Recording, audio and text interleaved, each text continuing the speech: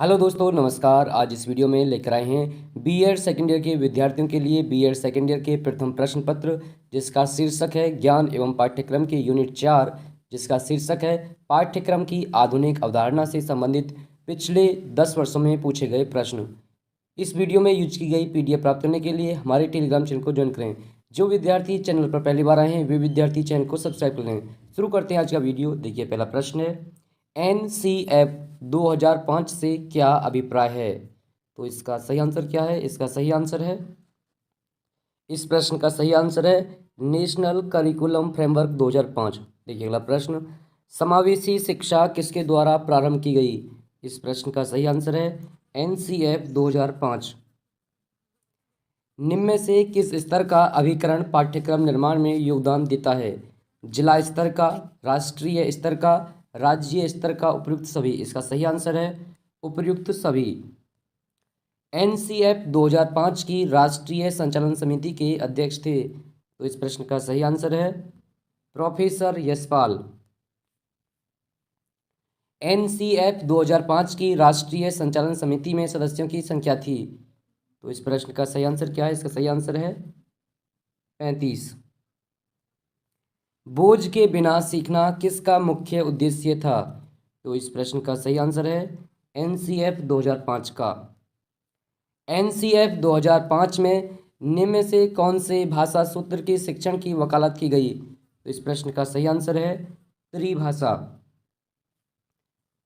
10+2+3 शिक्षा संरचना पूरे देश में अनिवार्य रूप से लागू की गई, तो ये कब लागू की गई थी? तो इसका सही आंसर है एनईपी 1986 द्वारा। निम्न में से कौन सा सिद्धांत राष्ट्रीय पाठ्यक्रम संरचना 2005 का एक सिद्धांत नहीं है? संतुलित विकास का सिद्धांत, समायोजन का सिद्धांत, रुचि का सिद्धांत। ये जो तीनों सिद्धांत हैं, ये तीनों सिद्धांत पाठ्य संरचना के सिद्धांत हैं। देखिए अगला क्या है, निरंकुशता का सिद्धांत। निरंकुशता का सिद्धांत पाठ्य संरचना का सिद्धांत नहीं है। निम्नलिखित में से कौन सा सिद्धांत राष्ट्रीय पाठ्यक्रम संरचना 2005 का एक सिद्धांत नहीं है? तो इसका सही आंसर है धर्म का सिद्धांत एक राष्ट्रीय पाठ्यक्रम संरचना का सिद्धांत नहीं है। निम्नलिखित में से कौन शिक्षण प्रक्रिया का भाग है? जो शिक्षण प्रक्रिया है उसके भाग हैं विद्यार्थी, शिक्षण, पाठ्यक्रम, उपयुक्त सभी। इसका सही आंसर है उपयुक्त सभी। राष्ट्रीय पाठ्यक्रम की रूपरेखा 2005 किसके द्वारा तैयार की गई थी? तो इस प्रश्न का सही आंसर है एनसीईआरटी। एनसीईआरटी की स्थापना कब हुई थी? ये आप हमें कमेंट करके बताएं। राष्ट्रीय पाठ्यचर्या रूपरेखा 2005 किन कक्षाओं से संबंधित है? इसका सही आंसर है कक्षा 1 से 12 तक। राष्ट्रीय पाठ्यचर्या रूपरेखा 2005 को कितने अध्यायों में बांटा गया है? इस प्रश्न का सही आंसर है 5। राष्ट्रीय पाठ्यचर्या रूपरेखा 2005 के द्वितीय अध्याय का नाम है? इस प्रश्न का सही आंसर है सीखना तथा ज्ञान। संसाधन विकास मंत्रालय ने किस दिन एनसीईआरटी की कार्यकारिणी की बैठक को बुलाया था? इस प्रश्न का सही आंसर है 14 जुलाई 2004 को।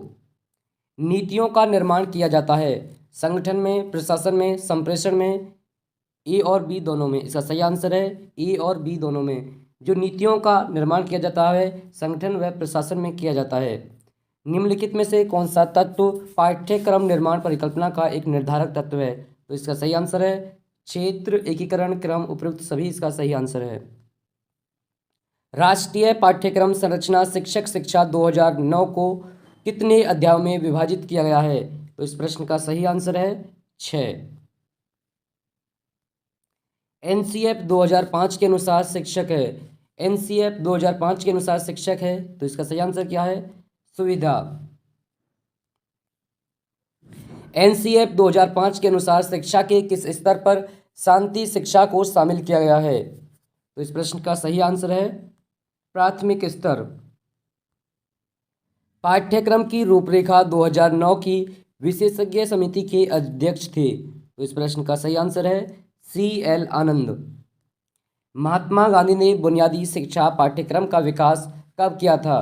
तो इस प्रश्न का सही आंसर है वर्ष 1937 में। निम्नलिखित में से कौन सा उपागम पाठ्यक्रम निर्माण का उपागम नहीं है? प्रकार उपागम, अनुदेशन उपागम, अनुभव उपागम, कक्षा पाठ्य वस्तु उपागम। तो इसका सही आंसर है प्रकार उपागम। प्रकार उपागम, उपागम पाठ्यक्रम निर्माण का एक उपागम नहीं है। उच्च शिक्षा के पाठ्यक्रम विकास हेतु राधाकृष्ण आयोग का गठन कब किया गया? तो इस प्रश्न का सही आंसर है वर्ष 1949 में। राधाकृष्ण आयोग ने किस स्तर की शिक्षा पर सिफारिशें की थीं? तो इसका सही आंसर है उच्च शिक्षा। माध्यमिक शिक्षा आयोग को कहा जाता है, माध्यमिक शिक्षा आयोग को क्या कहा जाता है? माध्यमिक शिक्षा आयोग को कहा जाता है मुदालियर कमीशन। माध्यमिक शिक्षा आयोग के अनुसार शिक्षा का कौन सा उद्देश्य नहीं है? इसका सही आंसर है धार्मिक प्रवृत्ति का विकास माध्यमिक शिक्षा आयोग के अनुसार शिक्षा का उद्देश्य नहीं है। प्रारंभिक शिक्षा होती है, जो प्रारंभिक शिक्षा होती है तो कौन सी कक्षाओं में दी जाती है? तो इसका सही आंसर हो जाएगा कक्षा 1 से 5 तक।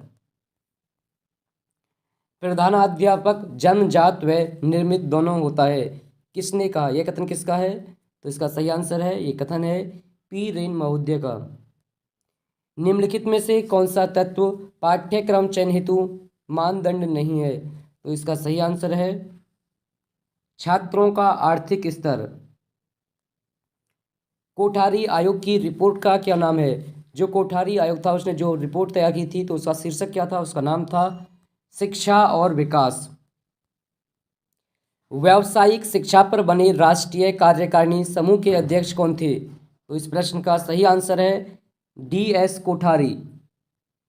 जॉन ड्यूवी के त्रिध्रुवीय मॉडल में निम्न में से कौन सा सम्मिलित नहीं है? शिक्षक, प्रबंधन, शिक्षार्थी, पाठ्यक्रम। तो इसका सही आंसर है प्रबंधन। जॉन ड्यूवी ने शिक्षा को त्रिआयामी प्रक्रिया बताया है जिसमें कौन कौन शामिल है? शिक्षक, विद्यार्थी और पाठ्यक्रम। टोली शिक्षण की मुख्य विशेषता है स्वरूप में कठोरता, नियोजन का भाव, सहयोग पर आधारित, उपयुक्त सभी। इसका सही आंसर है सहयोग पर आधारित। व्यक्तिगत अनुदेशन प्रणाली के प्रतिपादक कौन थे? तो इस प्रश्न का सही आंसर है स्किनर।